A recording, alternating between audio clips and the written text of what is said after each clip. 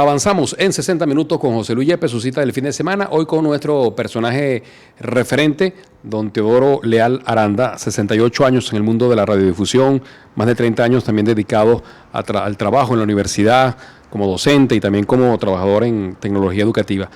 Don Teodoro, nos decía que estando ya en bachillerato en el Liceo Lisandro Alvarado, acá de Barquisimeto, usted comienza a compartir entre el bachillerato y la radio. Correcto. Pero ¿cuál es su recuerdo más remoto de la radio? O sea, ¿cuándo fue la primera vez que a usted le llamó la atención la radio, la radiodifusión?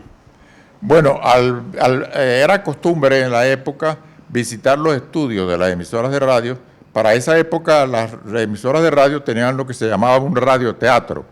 En ese radioteatro, para ese radioteatro acudía mucha gente que quería ver los espectáculos que se presentaban, todo lo que era en vivo, pues era un espectáculo realmente, los cantantes, las orquestas, las cantantes, personas que recitaban. Era muy común en la programación de la radio en esa época que hubiese también gente declamadora, ¿no? Más que todo hombres, pero también había declamadoras mujeres. Era menos, pero sí las había. Realmente, pues, en esa época de ir a visitar la radio, ver el locutor, ver la presentación de los artistas, etcétera, me empezó la inquietud porque, oye, qué bueno como hace ese señor ahí, se siente. Ese señor era a veces Amílcar Segura, a veces era Rafael Ángel Segura, o a veces era Montesinos Cameo. Te estoy hablando de los años 40, de los años 40, comienzo de los 40. Y pues decía... Estamos hablando de los pioneros de la radiodifusión aquí. ¿Quién estuviera allí sentado diciendo radio Barquisimeto? Decía yo. Y pues cuando llegaba a la casa, entonces me buscaba algo que me amplificara la voz, bien fuera un envase, lo que fuera, y decía Radio Barquisimeto.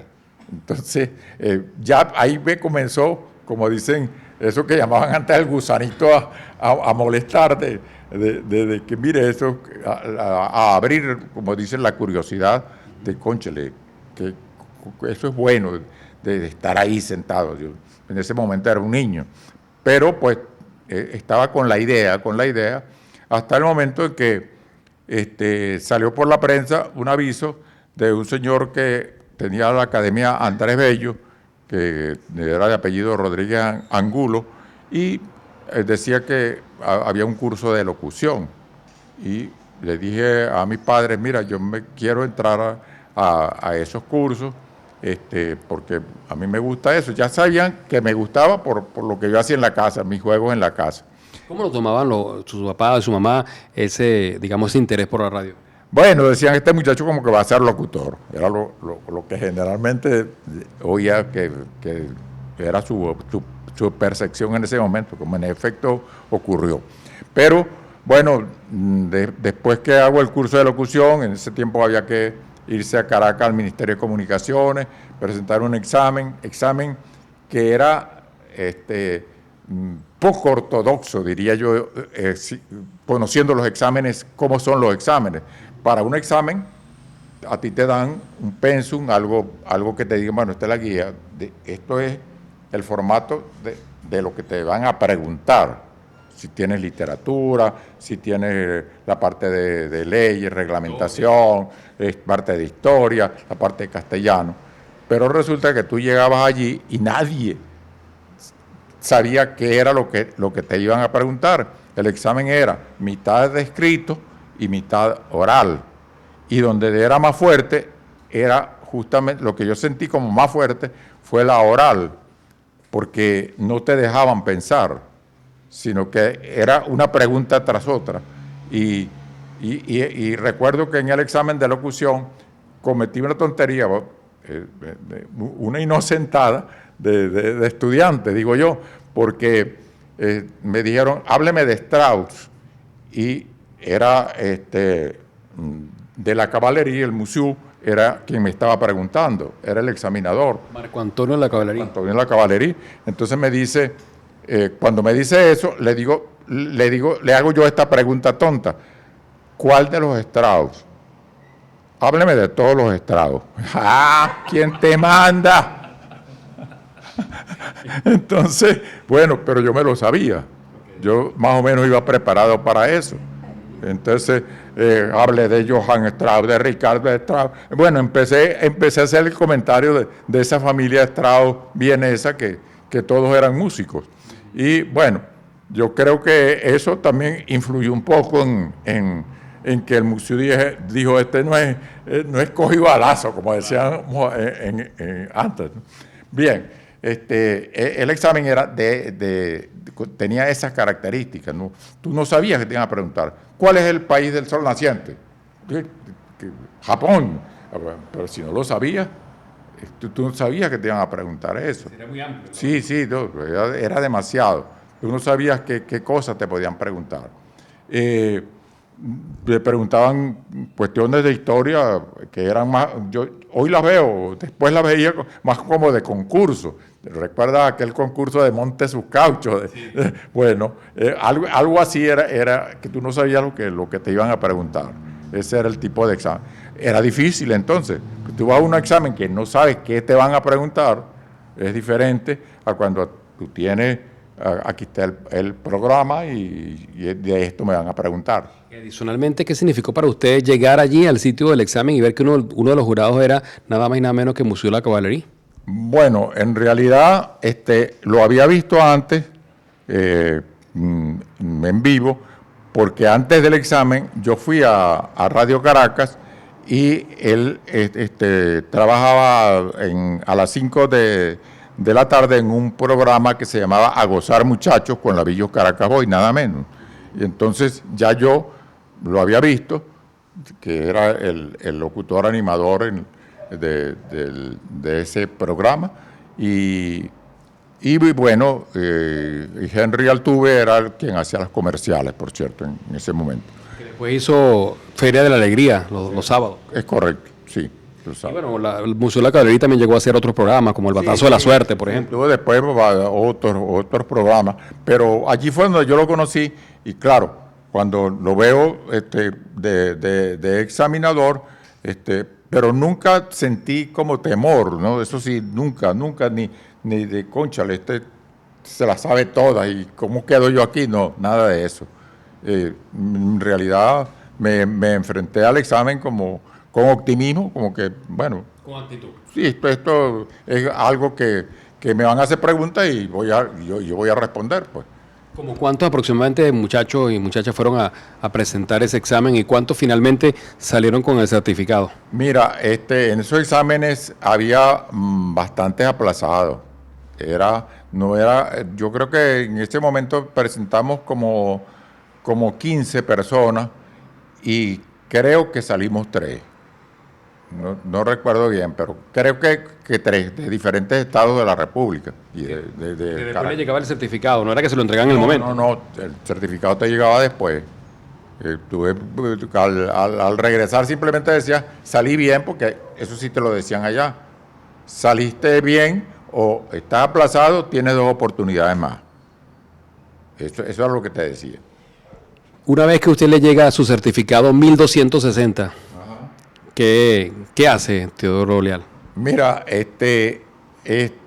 al llegarme el certificado, justamente este señor Rodríguez Angulo, que había sido pues mi profesor acá en el curso, me llamó y me dijo, mira, necesitan un locutor en Radio Universo. En ese momento, Radio Universo era una compañía donde el director y principal socio era Celestino Peraza Medina, murió hace tiempo.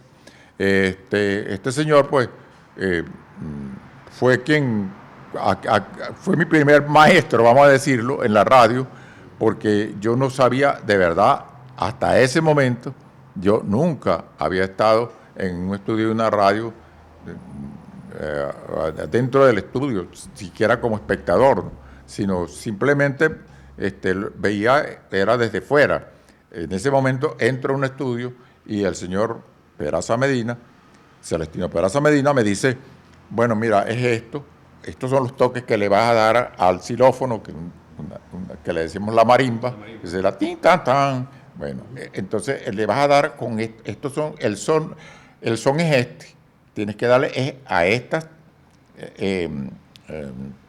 no sé cómo se llama la parte de metal de la marimbola abajo, y entonces eso te daba un tono que tenía que ser como una identificación para la radio.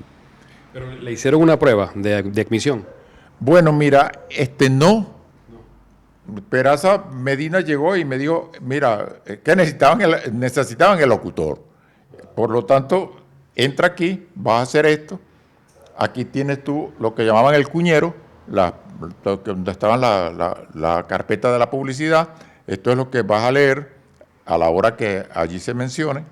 Y aquí tienes el programa musical. Se lo daban a uno previamente. El nombre del programa y, por supuesto, las canciones que componían el set o el grupo de un cuarto de hora o media hora. Era la costumbre en la radio.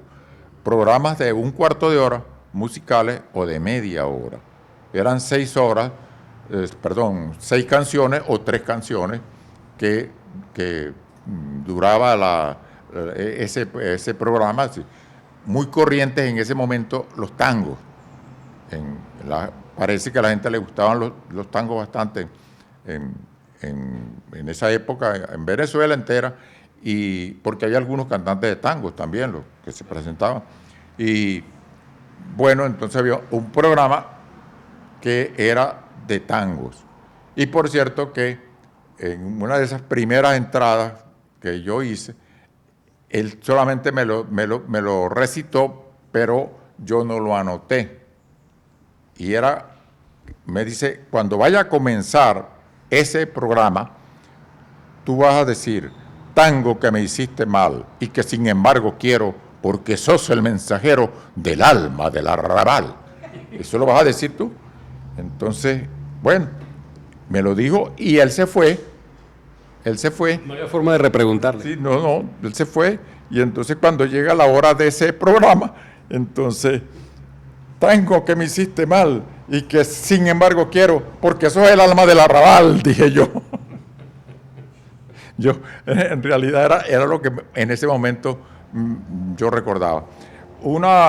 Algo que se utilizaba en ese tiempo en las emisoras del mundo, creo yo, pero sobre todo en las emisoras hispanas, era que había lecturas de libros.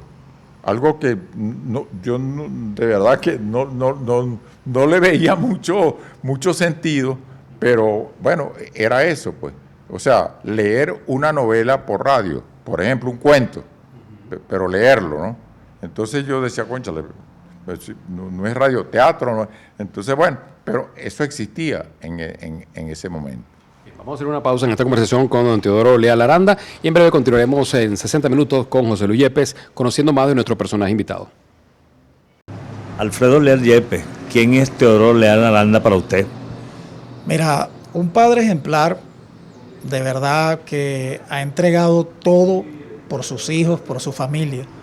Una persona que ama profundamente a Venezuela, ama su ciudad, ama su estado, y entregado verdaderamente con la educación de niños, de adultos, precursor en muchas áreas del campo educativo en Venezuela.